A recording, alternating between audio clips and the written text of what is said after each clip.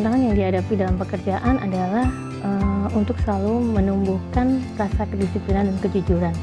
Karena dengan dua hal tersebut, maka bagian kami bisa mensupport baik itu pimpinan maupun rekan kerja maupun juga pemilik ataupun stakeholder yang lainnya untuk bisa mengambil keputusan dengan benar dan tepat. Tantangan lain buat saya adalah bagaimana menyeimbangkan waktu, khususnya saya sebagai ibu rumah tangga dan sebagai ibu yang bekerja bagi keluarga saya. Tantangan saya sebagai seorang dokter, yang pertama adalah beresiko terkena paparan penyakit berinfeksi, dan yang kedua dalam pencarian diagnosa, apalagi dengan keterbatasan fasilitas, namun kita harus tetap berusaha untuk mendiagnosa pasien tersebut. Tantangan saya adalah: 1. Beresiko tertular penyakit. 2. Harus standby 24 jam. 3. Meninggalkan keluarga. Sebagai seorang bidan, tantangan bagi saya adalah mendampingi ibu bersalin untuk melewati proses persalinannya baik patologis maupun fisiologis, sehingga ibu bersalin dapat menghadapi proses persalinannya dengan baik dan bisa melewatinya dengan sebaik-baiknya. Tantangan saya sebagai perawat poli yaitu ketika saya harus mengikuti jadwal dokter spesialis ketika harus pulang malam lebih dari jam 10 atau jam 11 malam, itu adalah tantangan saya karena saya seorang ibu dan karena saya seorang istri. Tantangan saya sebagai petugas di SSD adalah menjaga sterilisasi alat dan harus memastikan semua alat siap pakai untuk bagian lain. Ya, tantangan kerja saya yang saya hadapi itu bila mana ada pengunjung yang datang belum sempat saya layani karena saya melayani orang lain, itu biasanya ada yang tidak sabar, kemudian dia mungkin akan mengomplain, tapi saya sudah bekerja cukup lama, jadi dengan komplain itu saya tidak gumun gitu loh. Pokoknya tenang saja dan saya siap menghadapi komplainan itu.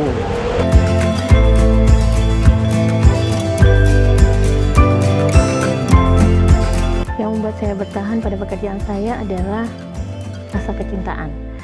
Seperti halnya orang yang jatuh cinta, maka rasa kecintaan itu bisa membuat seseorang akan berada di garda depan untuk memperjuangkan atau membela seorang yang dicintainya. Tentunya bukan seperti cinta yang buta ya, tapi cinta yang dengan alasan. Yang membuat saya bertahan di rumah sakit Udayah adalah karena saya ingin hidup saya lebih bermanfaat bagi banyak orang. Yang membuat saya bertahan pada pekerjaan saya adalah untuk mendedikasikan keilmuan saya dalam proses melayani pasien untuk kesembuhannya. Yang membuat saya bertahan adalah bisa membantu proses persalinan dengan lancar dan melihat pancaran kebahagiaan dari pasien yang melahirkan. Hal yang membuat saya bertahan pada pekerjaan saya adalah pekerjaan saya ini adalah sebagai ladang pahala. Rasa bahagia saya saat bisa membantu atau merawat pasien yang saya rawat itu bisa sembuh. Misalnya bisa datangnya dengan pakai kursi roda, nggak bisa jalan, pulangnya bisa jalan biasa. Alhamdulillah, itu yang membuat saya bahagia. Yang membuat saya bertahan sampai sekarang adalah karena saya ingin mengabdi dengan pekerjaan saya dan saya bertanggung jawab dengan sumpah yang saya ucapkan.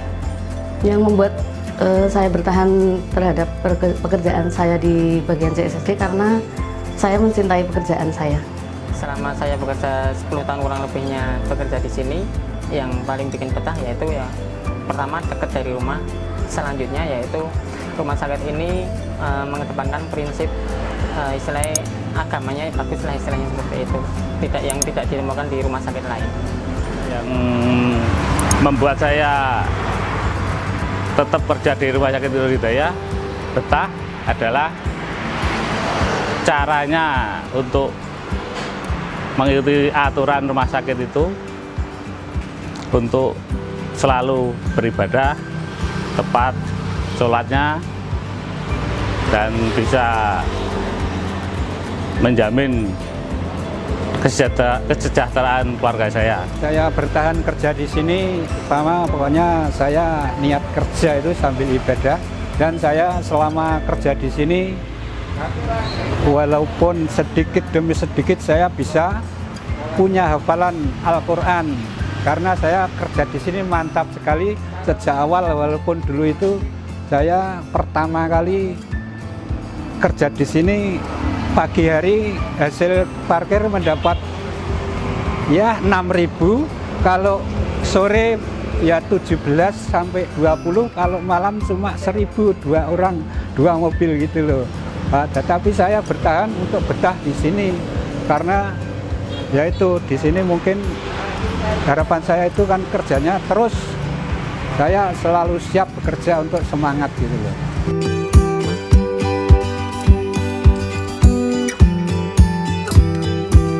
Yang sudah saya dapatkan selama bekerja di Nur Hidayah adalah banyak ya, mungkin tidak bisa dihitung dengan materi, karena tidak hanya materi yang didapatkan tapi lebih kepada yang imaterial, yaitu lingkungan yang kondusif, rekan kerja yang saling support, dan banyak lagi yang membuat saya menjadi nyaman dan bisa menjadi lebih baik selama di NH. Banyak yang sudah saya dapatkan selama saya bekerja di Rumah Sakit Nur Hidayah. Antara lain adalah ilmu yang sangat bermanfaat bagi dunia akhirat saya, kemudian teman-teman baik yang selalu mengajak saya kepada kebaikan. Selama 16 tahun bersama keluarga NH, banyak hal yang saya dapatkan. Dari saya dulu masuk di 2004, pada waktu itu saya masih D1, asisten perawat, kemudian saya sekolah mandiri, bekerja sambil kuliah, kemudian saya lulus D3 keperawatan. Di tahun 2012 saya bisa sekolah D3 karena NH juga. Jadi banyak yang saya dapatkan di NH. Kemudian lulus, saya lanjut menjadi kepala instalasi gawat darurat dan rawat jalan waktu itu. Kemudian di tahun 2020 ini saya diberi kesempatan, diberi kepercayaan untuk di bidang keperawatan dan kebidanan. Selama saya bekerja di Rumah Sakit Nur Hidayah, yang saya dapatkan adalah saya bisa mendapatkan rezeki untuk kehidupan saya dan anak-anak saya, serta saya dapat mengamalkan ilmu yang saya dapatkan bagi ibu, bayi, dan balita. Yang saya dapatkan selama saya bekerja di Rumah Sakit Nur Hidayah, yang pertama itu pengalaman saya sebagai dokter, yang kedua itu adalah keluarga. Selama saya bekerja di NH, banyak sekali yang saya dapatkan di sini, yaitu 1, ilmu, 2, pengalaman yang banyak, 3, teman yang baik untuk saya dan keluarga saya, dan yang terakhir ialah keluarga baru untuk saya. Yang saya dapatkan selama saya bekerja di Nur Hidayah sebenarnya banyak. Salah satunya saya bisa mendapatkan keluarga baru di Nur Hidayah, saya bisa ikut dalam kegiatan sosial dan lainnya.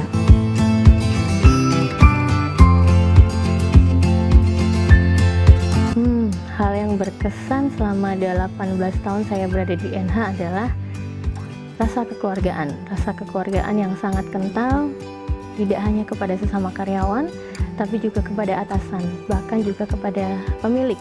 Bahkan kami memanggil pemilik kami dengan sebutan Abah dan Umi, atau bisa disamakan dengan orang tua kami.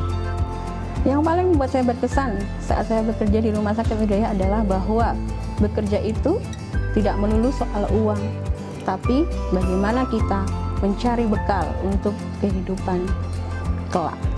Selama 18 tahun saya bekerja di Rumah Sakit Nur Hidayah, hal yang berkesan adalah bertambahnya ilmu saya tentang layanan di rumah sakit, khususnya layanan syariah. Waktu itu saya pengen banget naik pesawat, belum pernah.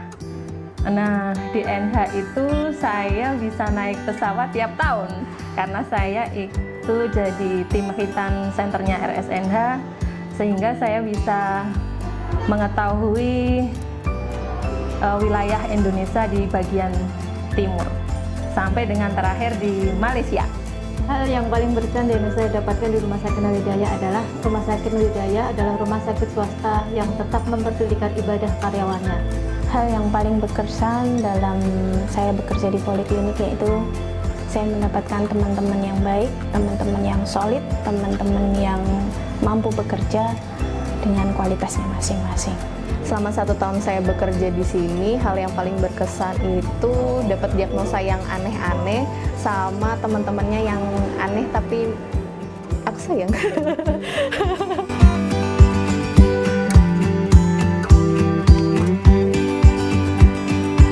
bekerja tentunya kami harus terbuka terhadap kritik dan saran, masukan-masukan dari pelanggan eksternal maupun internal harus menjadi perhatian kami. Dan terhadap hal-hal yang merupakan penilaian negatif terhadap pekerjaan kami, maka kami pun menganggap hal itu sebagai masukan untuk kami perbaiki dan menjadi pelajaran bagi kami untuk supaya ke depan kinerja kami menjadi lebih baik lagi dari yang sudah berjalan saat ini. Jika ada penilaian yang negatif terhadap saya, maka saya akan berusaha menerima. Tidak larut dalam kesedihan atau emosi, kemudian saya akan berusaha memperbaiki diri.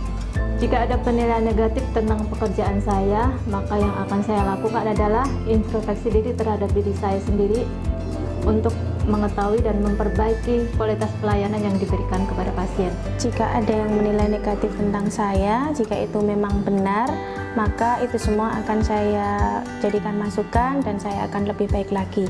Tapi jika tidak ada yang negatif terhadap saya, maka saya akan diamkan saja.